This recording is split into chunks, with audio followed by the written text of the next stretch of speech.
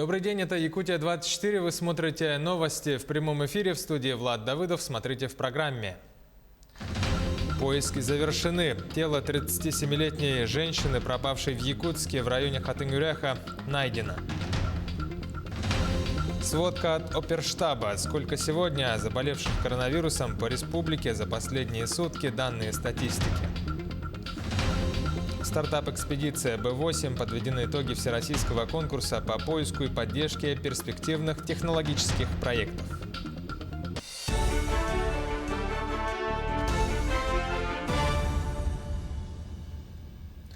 Тело 37-летней женщины, которая выехала с территории своего частного дома в районе Хатынгюряхского шоссе и не вернулась, нашли в столице республики, сообщила нашему телеканалу старший помощник руководителя Следственного комитета по региону Надежда Дворецкая.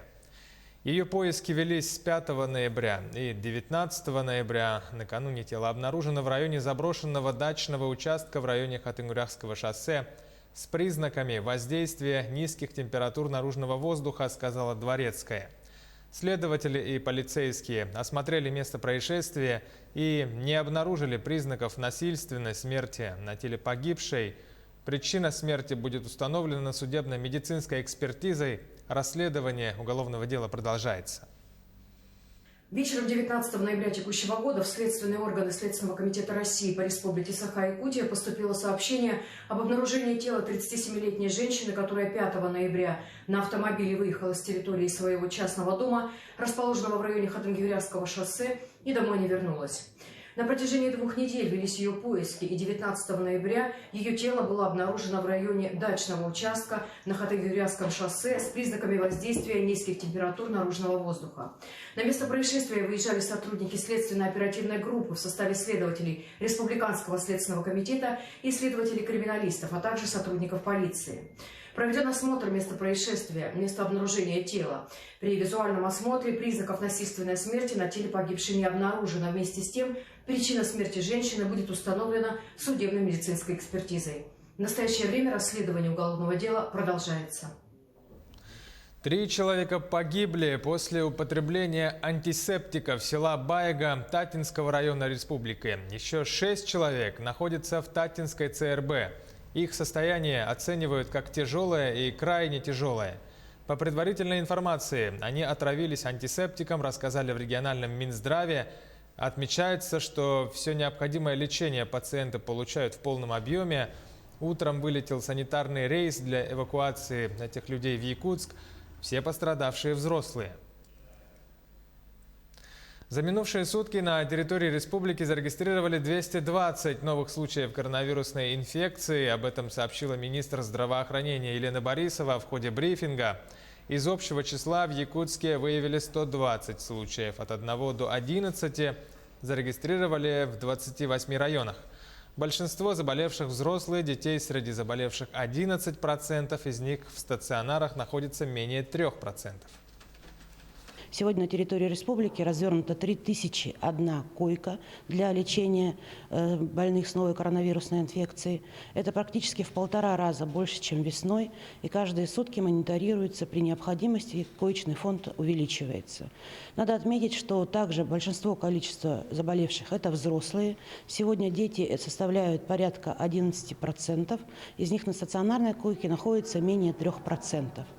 Мы продолжаем проводить массовые мероприятия по рекламации всех соблюдения правил. Напоминаю, что указ главы, который вышел в октябре, продолжает действовать о том, что если у вас есть случаи ОРВИ и вы контактны с ОРВИ пациентом, независимо от его нозологической формы, вы должны продолжать оставаться дома на самоизоляции либо на дистанционном формате работы. По республике в районах ведут проверки по контролю за соблюдением санитарно-эпидемиологических требований против коронавируса. Сюжет из Мегино-Кангаласского района. Жители поселка часто пользуются маршруткой, особенно кто проживает на окраине. Почти на каждой остановке по 1, по 2 человека садятся в автобус. Дистанцию здесь соблюдать невозможно, ну а масочный режим строго требуется.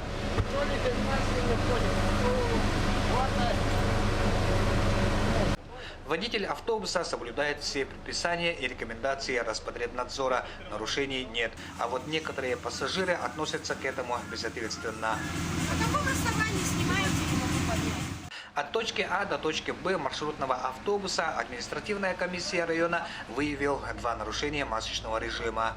Выявлены те моменты, когда пассажиры пытались зайти без маски в салон автобуса. Хотелось бы от имени комиссии призвать всех все-таки соблюдать масочный режим. Это в первую очередь безопасность каждого человека, каждого гражданина. Администрацией поселка также регулярно проводятся рейдовые мероприятия по соблюдению масочного и перчаточного режима по торговым точкам. В последнее время нарушений со стороны предпринимателей не так часто наблюдается, разве что антисептики в некоторых магазинах не соответствуют стандарту. Антисептик должен антисептиком. Прям Оригинально. просто так. Оригинал надо, да? А у нас 5-литровые бутыли привозили. Сейчас. По наблюдениям продавцов, в последнее время люди относятся к масочному режиму более ответственно. В последнее время чуть, чем весной, как первый раз много. Все равно просят сами маски.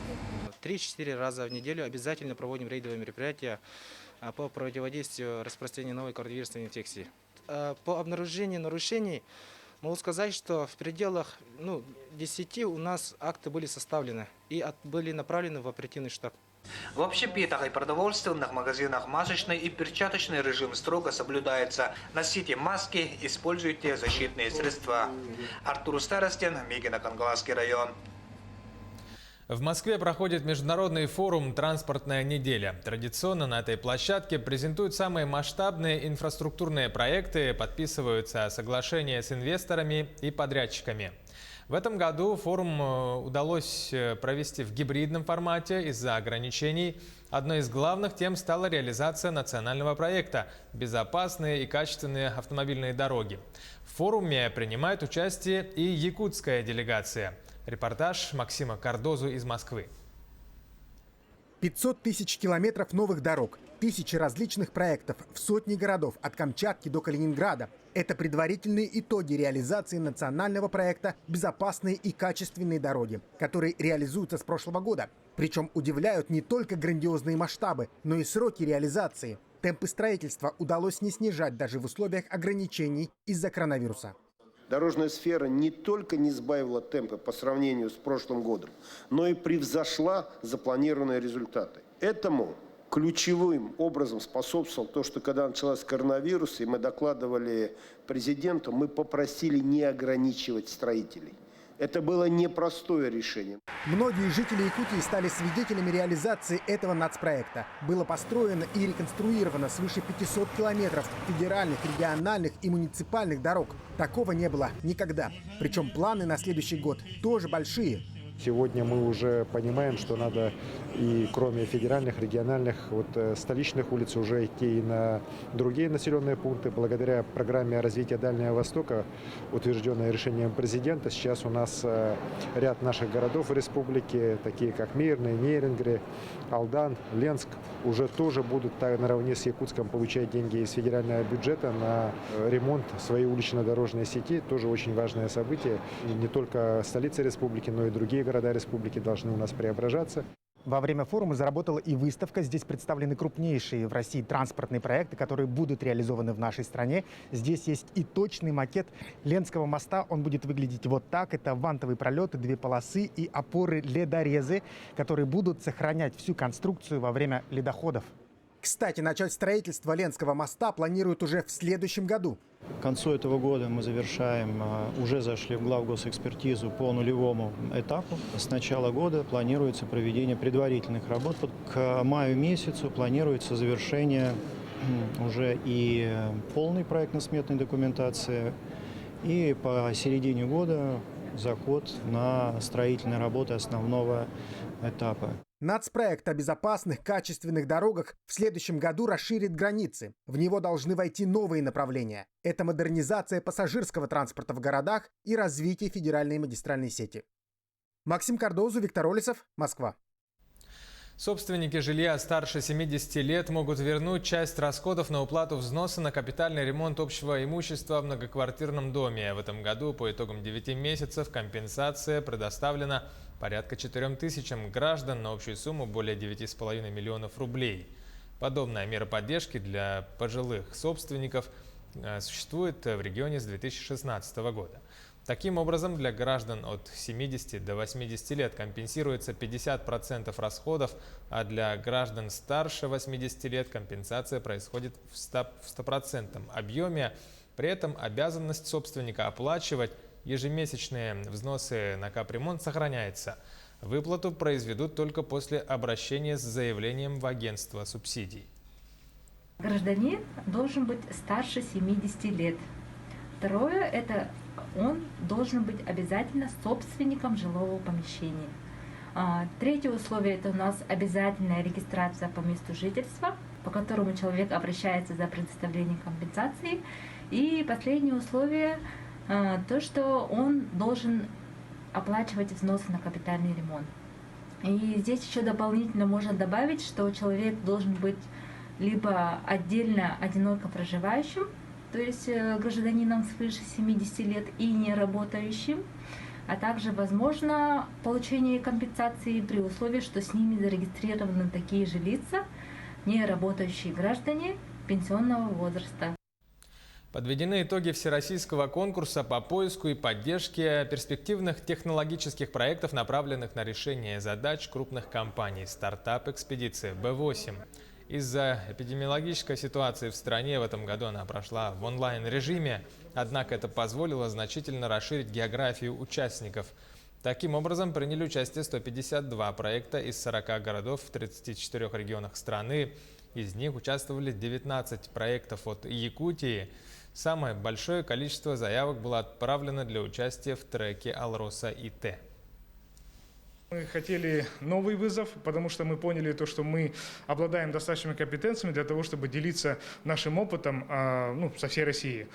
И мы как определили, что у нас должен быть конкретный заказчик. То есть мы не просто ищем проекты для себя, но мы можем найти проекты и для других организаций. Финальные состязания по национальному многоборью «Игры Дыгына» состоятся в республике с 5 по 6 декабря в спорткомплексе «Триумф». Формат состязаний будет закрытым. Онлайн-трансляция пройдет на телеканалах. В играх примут участие 12 спортсменов. Соревнования пройдут по 7 видам спорта: прыжки, 3 на 3, якутская вертушка, масс-рестлинг, стрельба из лука, бег на 400 метров, хапсагай, перенос камня. Жеребьевка по 6 категориям пройдет 5 декабря. Победитель получит 1 миллион рублей. Таковы новости к этому часу. Оставайтесь на Якутии 24. Будьте в курсе. Берегите здоровье, носите маски.